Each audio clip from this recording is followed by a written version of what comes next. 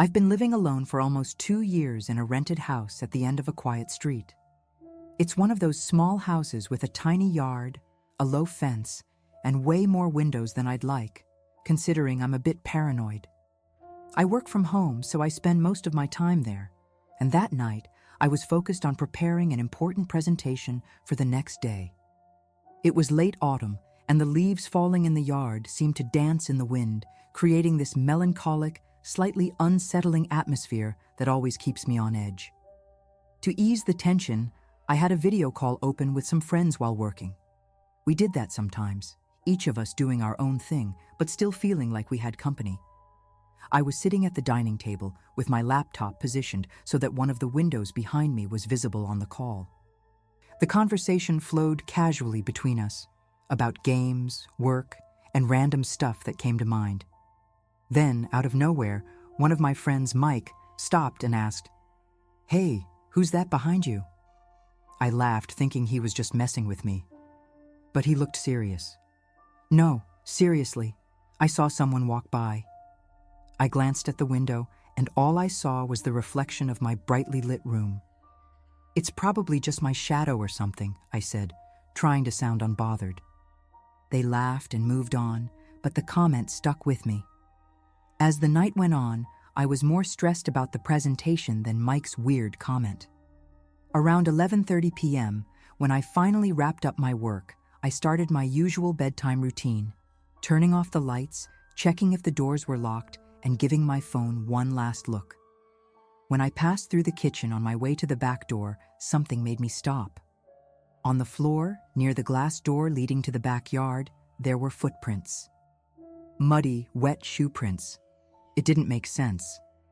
I had cleaned the floor that afternoon and hadn't left the house since. My heart started racing as I crouched down to examine the prints. The footprints came from outside, crossing the yard and stopping right at the glass door.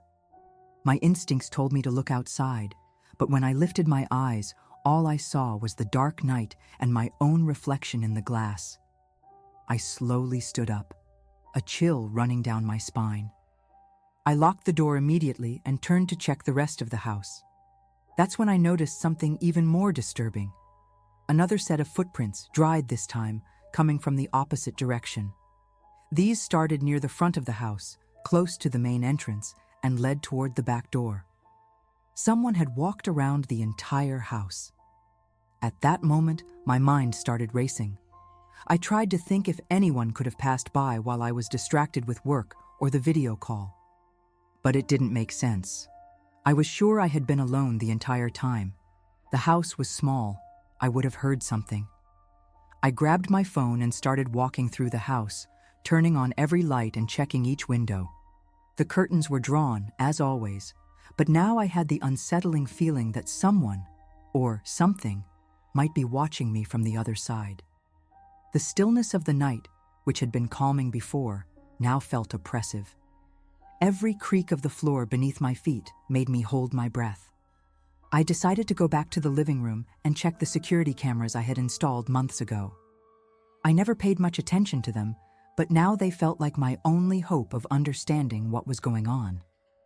As I pulled up the footage on the app, a mix of relief and fear took over. Relief because the cameras were still working perfectly, but fear because I had no idea what I was about to see. I skipped to the time when Mike mentioned seeing someone pass by the window. It didn't take long to find it. A dark figure, indistinct, moving slowly across the yard, right behind the window where I had been sitting. My heart nearly stopped. I froze the video and tried to breathe deeply. The figure was completely covered in something that looked like a coat or a cloak, moving almost cautiously, as if it didn't want to be noticed. I rewound the footage several times, trying to spot more details, but the outdoor camera had terrible resolution in the dark. I kept watching, skipping ahead to the moment I noticed the footprints. There it was again, the same figure, now closer to the back door, but never attempting to open it. It was as if it was just watching. My mind started to play tricks on me, imagining motives, intentions. The thought of being watched left me paralyzed. Then I heard a noise. A faint clicking sound coming from the front door. I spun around, my heart pounding in my chest, trying to figure out if it was all in my head. But the noise came again, louder this time, like someone fiddling with the doorknob. I grabbed the closest thing I could find, a screwdriver lying on the table, and approached slowly. My hands were shaking so badly that it was hard to hold my phone steady as I used its flashlight to illuminate the entrance. When I got close enough, I saw something that almost made me drop the phone. The doorknob was turning, on its own. I instinctively stepped back from the door as if that would somehow protect me. My heart was pounding so hard it felt like it was echoing in my ears, and the silence around me only made everything worse. Then, the doorknob stopped turning. For a moment, I stood frozen, straining to hear anything that could confirm my paranoia. Taking a deep breath, I forced myself to take a few steps closer to the door. When I finally got close enough, I looked through the peephole. Outside, all I could see was darkness, but it seemed like something was blocking the streetlight. Something, or someone, was standing right in front of the door. Then I heard it. A faint scratching sound, like nails dragging across the wood. At that moment, my brain went into overdrive. I didn't know what to do. Call the police? Shout? Stay quiet? Every option seemed horribly inadequate. I decided to grab my phone and call one of my friends from earlier. While the phone rang, I looked through the peephole again, but this time everything seemed normal. The streetlight illuminated the road like always, and no one was there. Even so, I couldn't bring myself to open the door. "Hello?" my friend Jake answered groggily. I quickly explained what was happening, my voice trembling with fear. He tried to calm me down, saying it was probably just a drunk person or someone lost, but he promised to stay on the line while I checked the rest of the house. Still clutching the screwdriver, I began to move slowly through the rooms, checking every corner. What scared me the most was the silence. There were no more noises, not even outside. It was as if the whole world had gone still. When I got back to the living room, I decided to check the live feed from the security cameras. On the phone screen, everything seemed normal. The backyard was empty, and the side path showed no movement. But then, out of nowhere, a shadow darted across the front camera's view, too fast to make out. I almost dropped the phone. "I think someone's here," I whispered to Jake, my voice barely audible now. He urged me to call the police, but something inside me hesitated. What if it was just a misunderstanding? What if I was overreacting? I decided to wait, but the waiting was unbearable. I sat on the living room floor with all the lights on, phone in hand, ready to act at any moment. The tension built until I couldn't take it anymore. I mustered up the courage to check the front door camera feed again. When the image loaded, I could hardly believe what I saw. There was a handprint, clearly visible on the glass. But it wasn't a normal handprint. The fingers were thin, unnaturally long, and something about the palm shape was off. It didn't look human. Seeing that handprint on the door froze me completely. The fear was so intense, it felt like the air around me had turned heavy. I couldn't move, but my mind was racing. What if that thing was still out there? What if it was waiting for me to make a mistake? The only thing I could do was stare at my phone screen, trying to make sense of what I was seeing. I called Jake again, now practically begging for help. He suggested I lock myself in a room and call the police immediately. This time, I didn't hesitate. I ran to my bedroom, locked the door behind me, and finally dialed 911. The call was short, and the dispatcher assured me that a patrol car was on its way. But the wait felt endless. Every sound, a creak, the wind rustling leaves, or even the pounding of my own heart, convinced me something terrible was about to happen. The bedroom felt like it was closing in on me, and every passing minute made me question if I was truly safe. Suddenly, I heard footsteps. Slow, deliberate, and way too close. They weren't coming from the yard or the porch. They were inside the house. I held my breath, preparing for the worst, wondering if the flimsy lock on the door would be enough. The footsteps stopped right outside my bedroom door. The doorknob turned, but this time there was no hesitation. as if whatever was on the other side knew exactly what it was doing. I froze completely, holding back any sound that might escape me. Then, an eerie silence fell, broken only by the sound of approaching sirens in the distance. It was like the noise scared away whatever was there. As the sirens got closer, I heard something heavy move quickly away. A few seconds later, the front door was forced open by the police. I rushed out of the bedroom, trying to explain everything in a panicked rush. The officers searched the entire house, but found no one. All that remained were the signs, muddy footprints, the deformed handprint on the door, and some deep scratches on the walls that hadn't been there before. They told me it was possible someone had been trying to scare me, maybe an intruder, but I knew it was something much worse. To this day, I don't know what was in that house with me that night, and I've never been able to live alone again.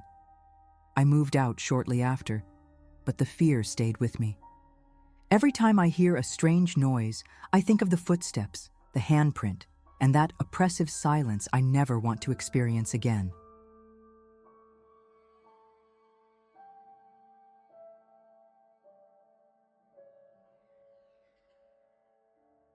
My girlfriend Emily and I decided to rent a cabin in the countryside for a quiet weekend away from the hustle and bustle of the city. It was October, and the weather was starting to cool down, with that crisp air you only get in the countryside. The plan was simple: relax, cook some nice meals, play board games, and forget about our phones. The Airbnb cabin looked perfect in the photos, cozy, surrounded by trees, and completely secluded. The host, Sarah, sent us instructions beforehand, warning us that there was no cell service and advising us to download the map of the area. At the time, that seemed like a bonus. Little did we know how much that no service would shape the weekend. We arrived on a Friday afternoon. The cabin was exactly as described, small but well-maintained, with a charming porch and a fireplace that promised warm, cozy nights. Sarah had left a welcome note on the table with some instructions, like how to use the fireplace and where to find extra firewood. We explored the place, taking pictures and laughing about how it felt like we were in a movie. The kitchen was simple but fully equipped, and the bedroom had a large bed with a comforter that seemed like it could swallow you whole. There was no TV, just a pile of old books and some board games, which added to the rustic charm. Everything seemed perfect. The first night was peaceful. We made a simple dinner, drank some wine, and played cards until late. The silence was something I wasn't used to. It was almost overwhelming. Sometimes it felt like you could hear the leaves falling outside. When we went to bed, the cabin was pitch dark, with no streetlights or cars passing by. Emily joked that it felt like the kind of place where strange things happen in horror movies, and we laughed. If we had known what was coming, we probably wouldn't have laughed so much. It was on the second night that things started to feel different. We were playing chess at the dining table when we heard a faint noise coming from above, like something moving in the attic. It wasn't loud, more like a soft scraping sound. I looked up at the ceiling, but Emily shrugged it off, saying it was probably squirrels or some other animal. She seemed so relaxed about it that I convinced myself she was right. We finished our game and headed to bed.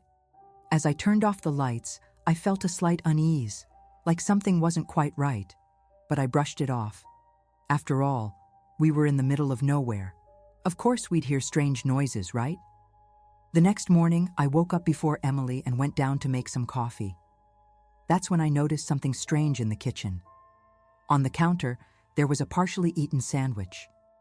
That would have been odd enough on its own, but the bigger issue was that neither of us had made or touched a sandwich during the trip.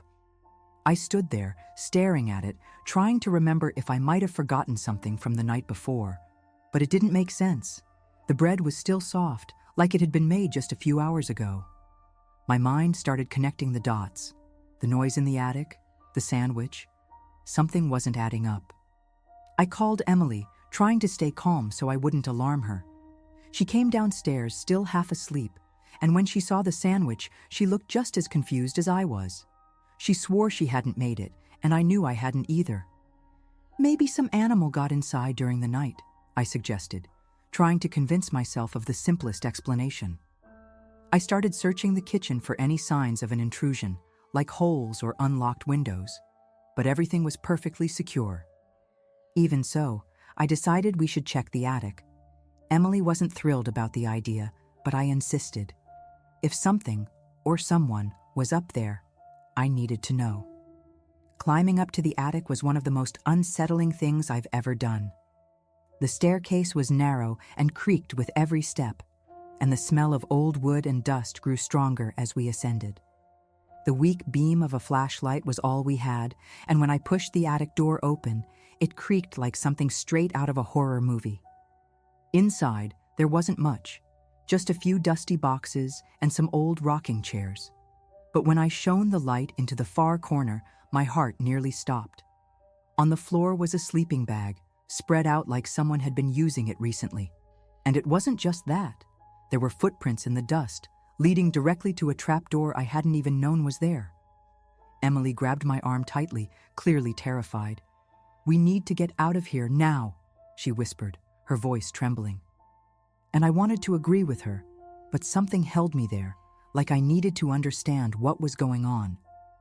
Carefully, I opened the trapdoor, revealing a makeshift ladder leading down to the ground outside. Below, on the forest floor, I could see footprints continuing into the trees. I turned to Emily, who had tears in her eyes, and told her we had to leave immediately. But deep down, I knew that whoever or whatever it was, they had already been watching us long enough. We rushed down from the attic as fast as we could, locking the door behind us.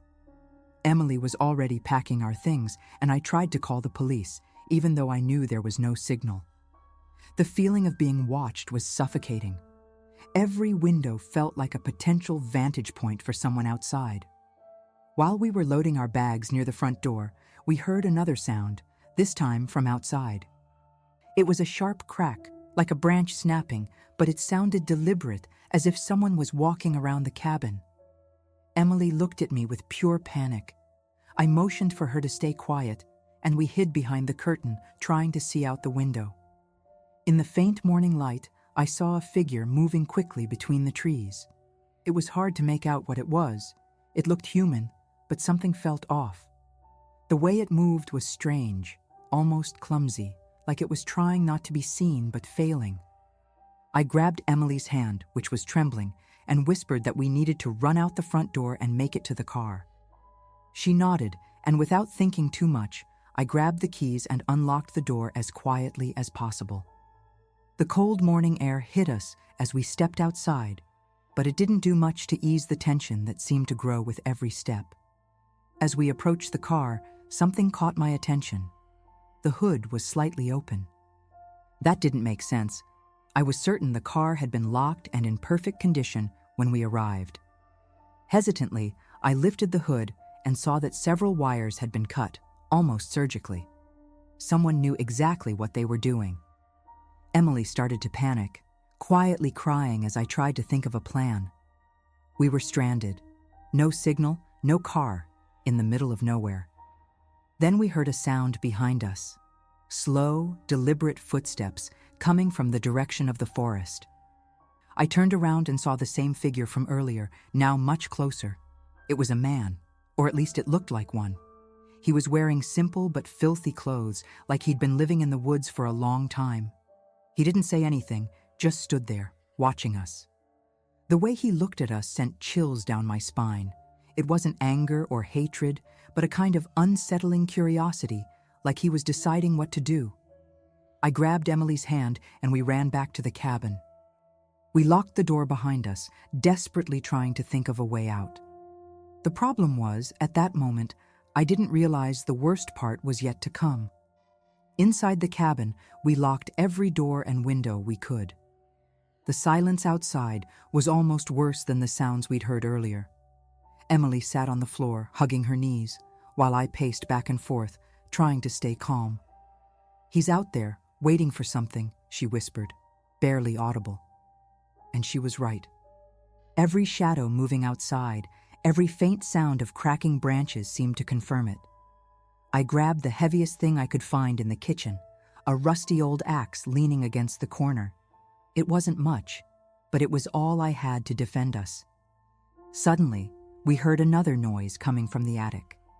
This time, it was louder, like something heavy being dragged. Emily started crying softly, and I helped her to her feet, motioning for us to go to the bedroom. My plan was to push the dresser against the door to create some sort of barrier. But before we could do that, another noise came, this time from outside the living room window. It was a scratching sound, followed by a light tap. "It's him. He's trying to scare us," I muttered, though I wasn't sure if I was trying to reassure Emily or myself. We made it to the bedroom and pushed the dresser against the door. For a moment, the silence returned. The only sounds were our heavy breathing and the faint ticking of an old clock on the wall. Then, we heard the most terrifying sound of all: footsteps in the hallway. Someone, or something, was inside the cabin. The steps were slow and deliberate, echoing on the wooden floor as if to announce that they knew exactly where we were. Emily was completely panicked, and I just gripped the axe tighter, hoping the door would hold. The footsteps stopped right outside the bedroom door. We held our breath, hoping whatever it was would leave. Then, silence took over again. For long minutes, we stayed there, motionless, listening for any sound. Finally, I decided to peek through the crack in the door. There was no one there. When we came out of the bedroom, cautiously, the cabin was empty. But something caught my eye. The attic trapdoor was wide open, and a makeshift ladder extended down to the floor. I didn't want to stick around any longer. We grabbed what we could carry and ran down the dirt road until we found help, leaving the car and everything else behind.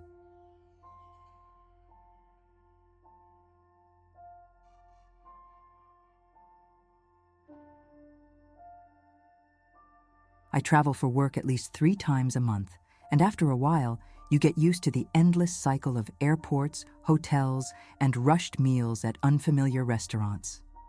It was a Wednesday night when I arrived at this small hotel in a town that seemed frozen in time. My flight had been delayed for hours, and all I wanted was a bed to sleep in before an early meeting the next day. The hotel was simple, with worn-out carpets and a faint smell of mildew, but it was the only option near my destination. The desk clerk, a middle-aged man named Joe, with thinning hair and a uniform that looked hand-washed, handed me the key to room 203 without much enthusiasm. He barely looked at me as he spoke, which struck me as odd, but I didn't dwell on it. As soon as I entered the room, I felt off. It wasn't the kind of place you'd call cozy, but I was expecting that. The room was functional, with basic furniture and outdated decor. Still, there was something in the air that unsettled me. I locked the door behind me and went straight to the bathroom to wash my face. When I came back, that's when I first heard it. Muffled sounds coming from the room next door, heavy footsteps, and what sounded like faint whispering, as if someone was having a hushed conversation.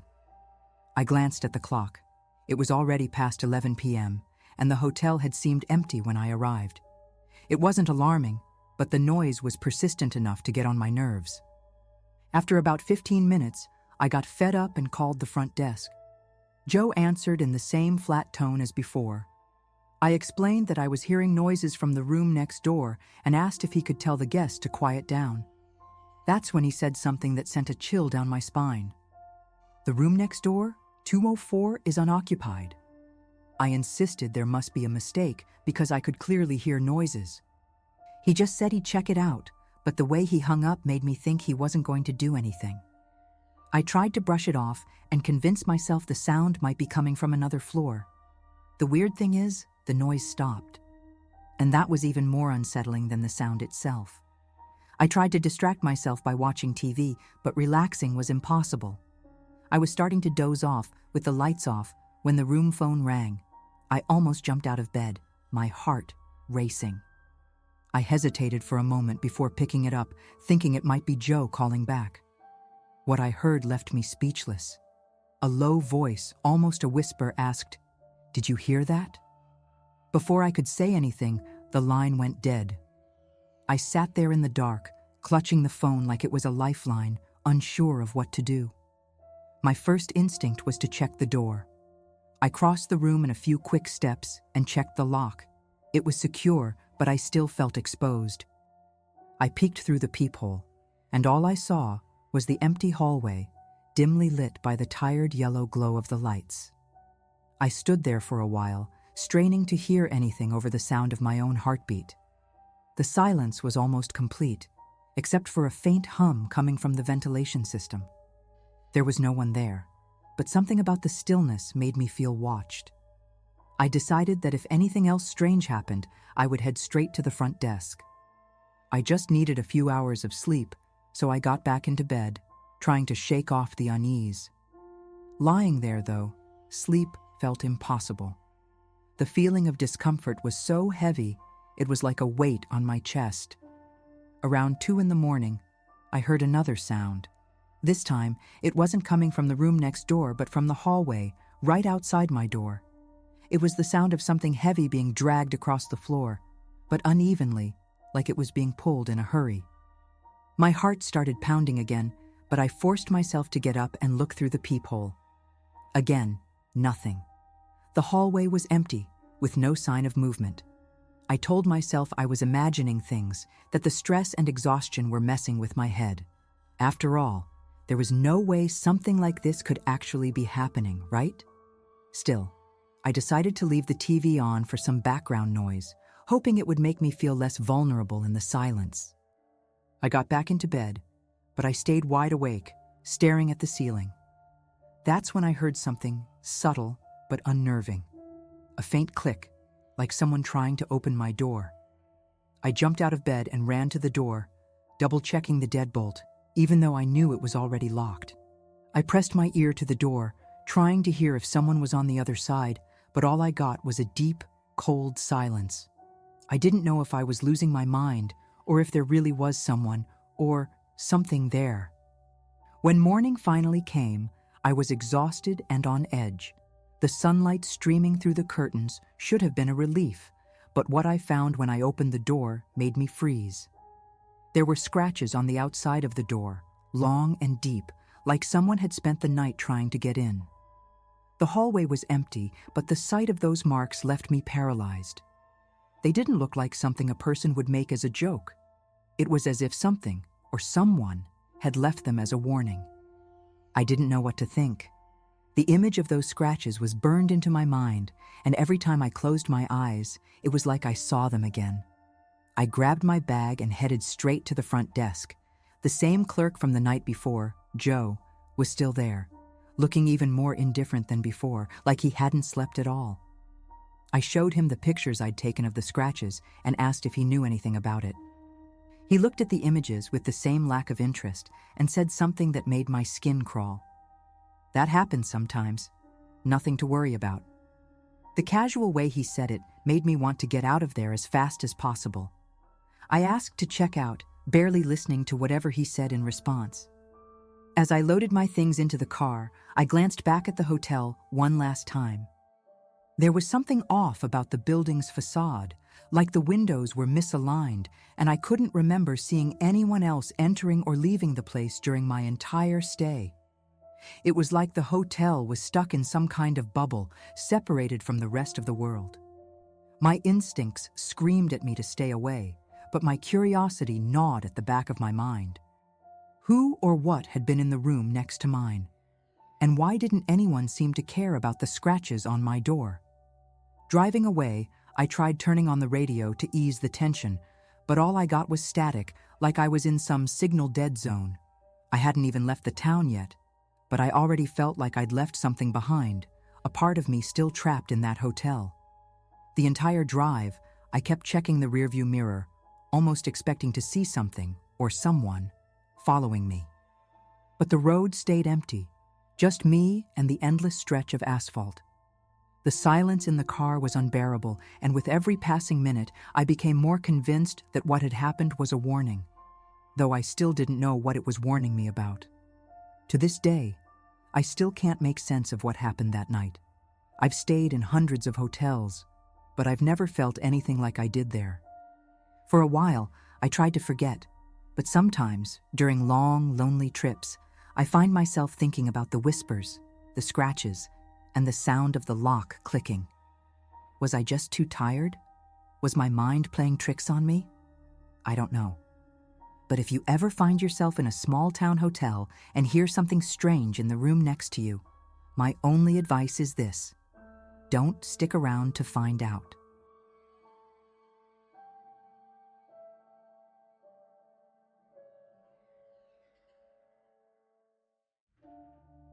I don't usually take last-minute jobs, but when my literature professor asked me to house-sit for him over a long weekend, I thought it would be easy. He had to travel for a conference, and all I had to do was feed his cat, a skittish Siamese named Felix, and make sure the house stayed in order. At the time, I was a junior in college, juggling exams, an internship, and a social life that was practically non-existent. The idea of spending a few days in a big house with a comfy couch and complete silence felt like a gift. Plus, he offered me a generous payment, so I didn't hesitate. The house was in a quiet neighborhood, one of those streets lined with trees where neighbors probably greeted each other by name. It was an old house, but very well maintained. My professor had a peculiar taste. Lots of dark wood furniture and paintings that looked like they were bought at fancy auctions. When I arrived, he explained how to use the security system. It was an old keypad by the front door, with a code he wrote on a yellow sticky note and stuck to the fridge. He assured me the neighborhood was safe, but asked me to always lock the doors and activate the alarm at night. "Just a precaution," he said in that calming tone only professors seem to have. The first night was peaceful. I spent my time exploring the house, reading a book I grabbed from his shelf, and trying to get Felix to warm up to me, though he only stared from a distance, suspicious. Before going to bed, I checked every door and window as he'd asked. The feeling of being alone in such a big house was a bit unsettling, but the quiet was a welcome change after months of sharing a tiny, noisy apartment with 2 roommates. The security system was activated, and I slept like a rock. On the second day, things started to feel off. During the day, everything was normal. I went to the store, bought some food for myself, and enjoyed the backyard, which had a nice view and an old swing that creaked in the wind. But at night, while I was in the basement checking Felix's food, the professor had said he often hid down there. I noticed the back door was slightly open. My heart skipped a beat. I was sure I'd locked it the night before. I convinced myself I must have forgotten, or maybe the wind had pushed it open. I carefully closed it and locked the deadbolt. Still, the uneasy feeling lingered. After that, I tried to distract myself. I made some tea and turned on the TV in the living room, but the noise felt more irritating than comforting. Felix appeared out of nowhere, jumping onto the arm of the couch and staring at me like he knew I was on edge. The truth is, I couldn't stop thinking about the door. I knew I had locked it. I was sure. I decided to check the whole house again, just to be safe. Every door, every window was closed. I reactivated the alarm and went back to the living room, trying to convince myself I was overreacting. After all, it was an old house with drafts that could explain the door opening by itself. Still, no explanation seemed to fully settle my nerves. It was almost midnight when I heard the first strange sound. A faint beep from the alarm panel, followed by a chime indicating a window had been opened. My body froze on the couch.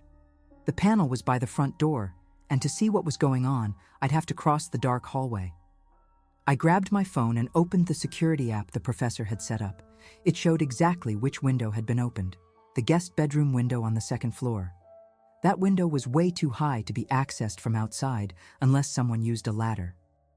I climbed the stairs slowly, feeling the weight of every step on the wooden floor.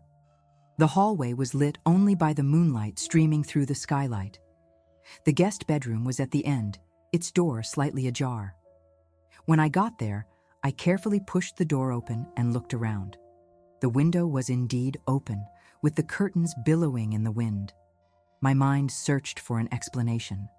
Maybe I had left it open earlier without realizing it. But as I got closer, I noticed dirty shoe prints on the windowsill. My stomach turned. Someone had come inside. The worst part was the silence. There were no sounds to indicate that the person was still in the house, but there was also no sign they had left. I didn't know what to do. Going back downstairs felt dangerous, and staying there felt even worse. I grabbed a chair and jammed it under the door handle to block it. My plan was simple: call the police and wait there until they arrived. But before I could dial, the sound of footsteps echoed in the hallway, heavy, deliberate, and getting closer.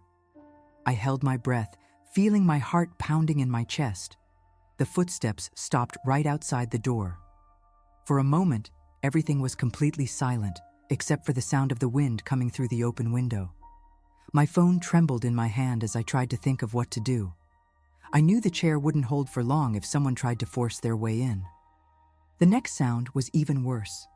A soft rattle at the doorknob, like someone was testing to see if it was locked. I almost screamed, but managed to hold it in. I grabbed a dumbbell the professor had as decoration in the room, preparing for the worst. Seconds later, I heard the footsteps moving away, heading downstairs. This was my chance.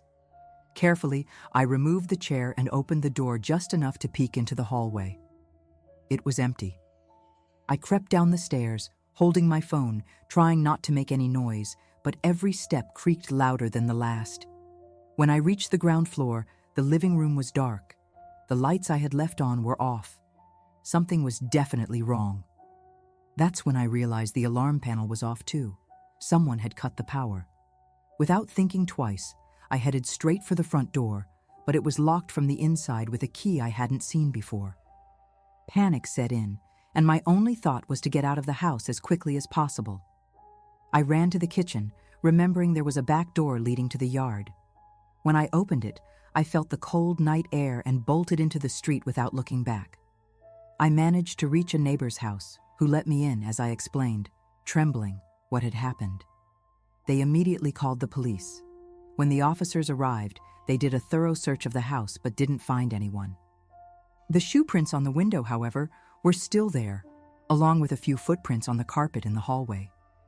They told me it was probably a regular intruder, someone looking for valuables. But to this day, I can't believe that explanation.